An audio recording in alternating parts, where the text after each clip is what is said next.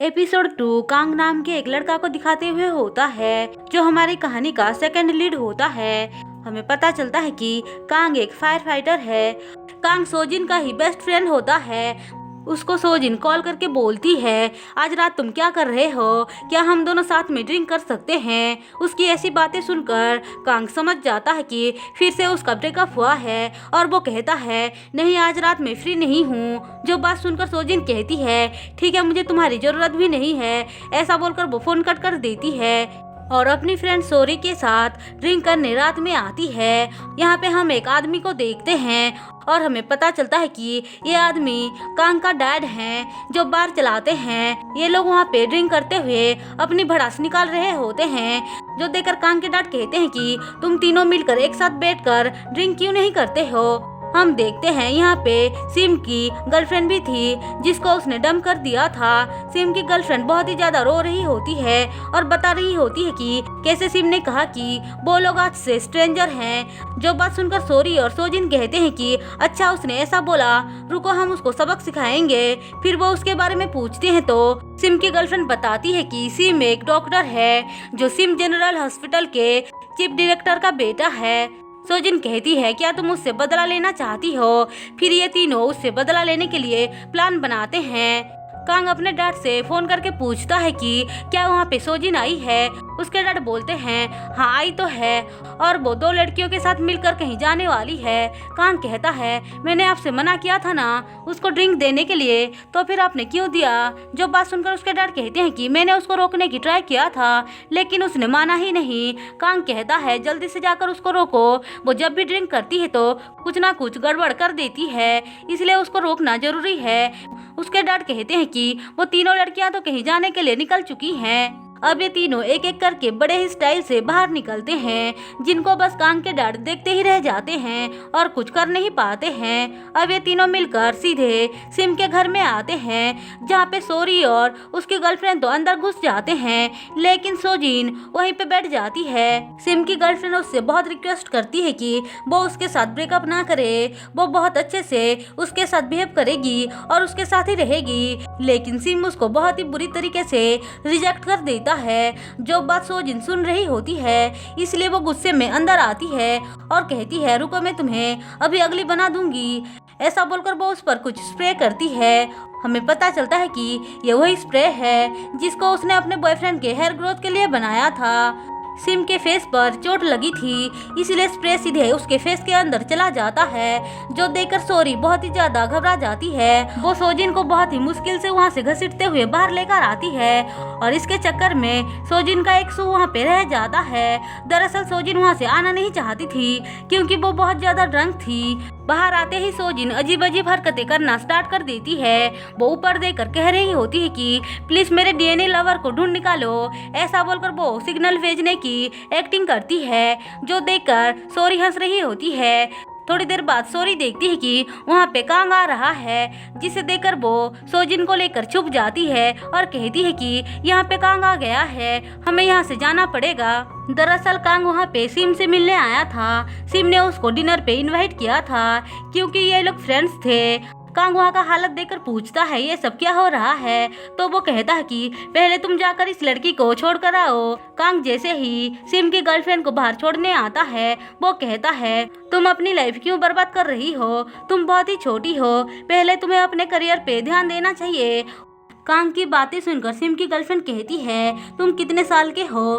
Kong कहता है, मैं 29 का हूँ। तो वो कहती है कि क्या तुम मेरा बॉयफ्रेंड बन सकते हो, लेकिन कांग मना कर देता है और वो लड़की वहाँ से चली जाती है। उसके बाद सिम नीचे आता है तो कांग पूछता है, यार तुम कितने लड़कियों से ब्रेकअप करते रहोगे, मुझे तो यकीन नहीं हो रहा है कि तुम सिर्फ लड़कियों के साथ ब्रेकअप करते रहते हो, एक अच्छी लड़की देखकर उससे ही प्यार क्यों नहीं करते हो। जो बात सुनकर सिम कहता है कि ठीक है प्यार का ज्ञान देना बंद करो। कांग कहता है तुम्हें कोई आइडिया भी नहीं है कि तुमने उस लड़की को कितना चोट पहुंचाया है। ऐसा बोलकर वो वहाँ से थोड़ा सा नाराज होकर चला जाता है।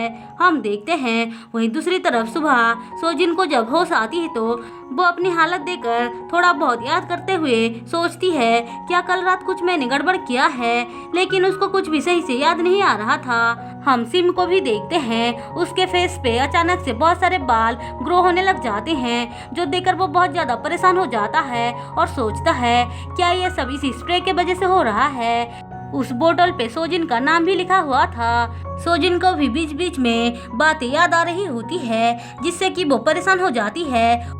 आरी उसकी हालत देखकर पूछती है क्या कल रात तुमने कुछ गड़बड़ किया है। उसकी ऐसी बातें सुनकर सोजिन और भी ज्यादा परेशान हो जाती है। फिर वो कांग को फोन करके कहती है कि मैं तुमसे मिलना चाहती हूँ। फिर वो लोग मिलकर बाहर आते हैं, जहाँ पे सोजिन अपने कलीग को देखती है और उसके साथ अपने एक्स बॉयफ्रेंड को देखती है और समझ जाती है कि दरअसल उसने सच में उस पर चीट किया था। सोजिन को ये देखकर बहुत ही ज्यादा गुस्सा आता है और वो अपने बॉयफ्रेंड से लड़ाई करने लग जाती है, जो देखकर उसका बॉयफ्रेंड कहता है कि गलती तुम्हारी थी, तुम ही बहुत अजीब हो, इसलिए मैंने तुमसे ब्रेकअप कर लिया है।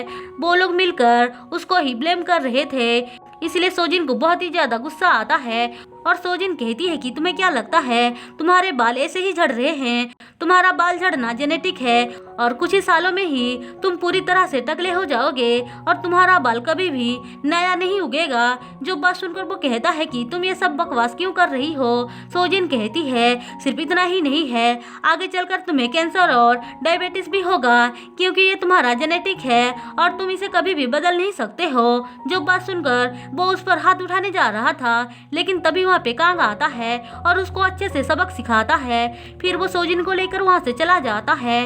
सोजिन इन सब चीजों से बहुत ही ज्यादा टेंशन में आ गई थी, वो बहुत सैड थी, इसलिए ड्रिंक करने लग जाती है, जिसको कांग रोक कर कहता है कि तुम हमेशा गलत आदमी को ही चूज करती हो और ऐसे ही खुद को तकलीफ देती हो। सोजिन कहती है कि तुम्हारे डैड देखो कितने अच्छे हैं, वो आज भी तुम्हारी मॉम से कितना प्यार करते हैं, मुझे भी कुछ ऐसा ही चाहिए। हमें पता चलता है कि उसकी मॉम और उसके डैड हमेशा ही लड़ाई करते रहते थे, वो लोग कभी भी हैप्पीली नहीं रह पाए, जिससे कि सोजिन को बहुत ज्यादा तकलीफ होता है। इसलिए ही वो सोचती है कि अगर उसने अपने डीएनए मैच का कोई लड़का को ढूंढ निकाला तो वो लोग हमेशा खुश रहेंगे, क्योंकि उन लोगों की सारी चीजें मैच होगी। वहीं दूसरी तरफ हम सिम को देखते हैं, जिसके फेस पे अचानक से बहुत सारे बाल ग्रो होने लग जाते हैं, इसलिए वो अपने फेस को छुपाते हुए हॉस्पिटल आता है।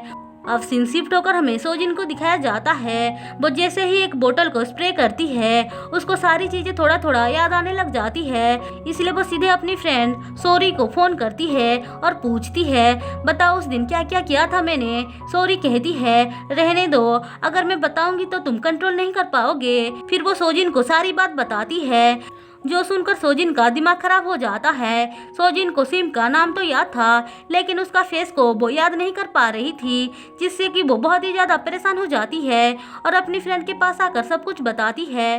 तभी उनमें से एक कलीग बोलता है कि डॉक्टर सिम यहाँ पे आ चुके हैं। सिम का नाम सुनते ही सोजिन बहुत ज्यादा घबरा जाती है। वो जैसे ही पीछे पलटती है तो हम देखते हैं कि सिम वहाँ पे पहुँच चुका था। सिम जैसे ही उसको देखता है पहचान जाता है। अब ये दोनों ही एक दूसरे को देखने लग जाते हैं। दोस्तों, अगर आपको मेरी एक्सप्लेनेशन पसंद आई हो तो चैनल को सब्सक्राइब और वीडियो को लाइक जरूर कर देना।